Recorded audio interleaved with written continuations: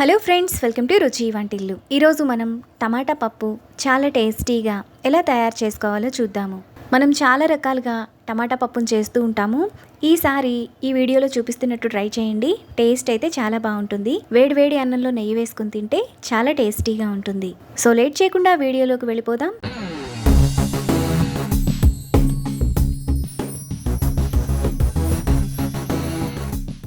ముందుగా టమాటా పప్పు చేసుకోవడానికి కుక్కర్లో ఒక చిన్న గ్లాసు పెసరపప్పు, అదే గ్లాస్తో ఒక గ్లాసు కందిపప్పు వేసుకోవాలి.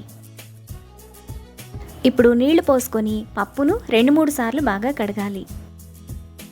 కందిపప్పు పెసరపప్పు రెండు కలిపి తీసుకోవడం వల్ల పప్పుకి మంచి టేస్ట్ వస్తుంది. కందిపప్పు పెసరపప్పును కడిగిన తర్వాత పప్పు మునిగేంత వరకు నీళ్లు పోసుకోవాలి. ఇప్పుడు 1/2 teaspoon oil, 1/2 teaspoon పసుపు వేసుకోవాలి. తరువాత కుక్కర్ మూత విజిల్ పెట్టుకొని స్టవ్ మీద పెట్టి 3 విజిల్స్ వచ్చేంత వరకు మీడియం ఫ్లేమ్లో ఉడకనివ్వాలి. కుక్కర్ విజిల్స్ వచ్చి ప్రెషర్ పూర్తిగా పోయిన తర్వాత పప్పును కొంచెం మెత్తగా మెదుపుకోవాలి. పప్పును ఈ విధంగా మెదిపిన తర్వాత పక్కన పెట్టుకోవాలి. తరువాత స్టవ్ మీద ప్యాన్ పెట్టుకొని అందులో 1 టేబుల్ స్పూన్ ఆయిల్ వేసుకోవాలి. ఆయిల్ వేడైన తర్వాత 1 టీ స్పూన్ తాలింపు గింజలు వేసుకొని ఫ్రై చేసుకోవాలి. ఆవాలు చిటపట్లాడిన తర్వాత 5 కచ్చాపచ్చాగా దంచిన వెల్లుల్లి రెప్పలు, 2 ఎండుమిరపకాయలు, 1/2 టీ స్పూన్ ఇంగువ, 1 రెమ్మ కరివేపాకు వేసుకొని ఫ్రై చేసుకోవాలి.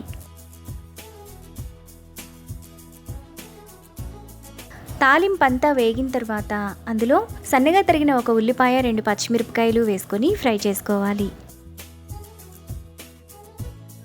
ఉల్లిపాయలు ఈ విధంగా ఫ్రై అయిన తర్వాత చిన్న చిన్న ముక్కలుగా కట్ చేసుకున్న 1/2 కిలో టమాటా, టేస్ట్కి తగినంత ఉప్పు, 1/2 టీ స్పూన్ పసుపు, 1.5 టీ స్పూన్ కూరల్లో వేసుకునే కారం వేసుకొని కలుపుకోవాలి.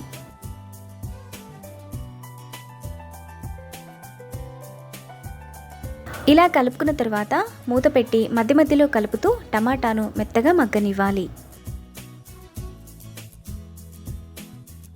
టమాటా ఈ విధంగా మెత్తగా ఉడికిన తర్వాత ఒకసారి కలుపుకోవాలి.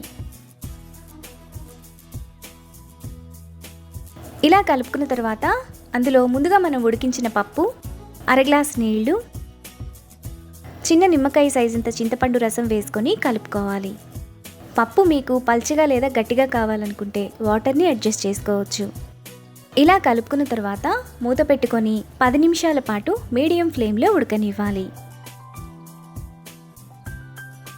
10 నిమిషాల తర్వాత పప్పు మనకు ఈ విధంగా ఉడికిపోతుంది. ఇప్పుడు అడుగు నుంచి ఒకసారి కలుపుకోవాలి.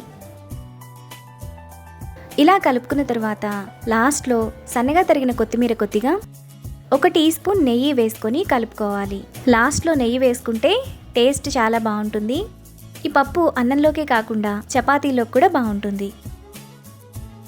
మనకు చాలా టేస్టీగా టమాటా పప్పు రెడీ అయిపోయింది. ఇప్పుడు ఈ పప్పును బౌల్లోకి తీసుకొని వేడివేడి అన్నంలో వేసుకొని తింటే ఎంతో టేస్టీగా ఉండే టమాటా పప్పు రెడీ. ఈ రెసిపీని మీరు కూడా ట్రై చేసి మీకు టేస్ట్ ఎలా కుదిరిందో నాకు కామెంట్స్లో షేర్ చేయండి. ఈ వీడియో కనుక మీకు నచ్చినట్లయితే లైక్ చేసి, షేర్ చేసి, సబ్స్క్రైబ్ చేయండి.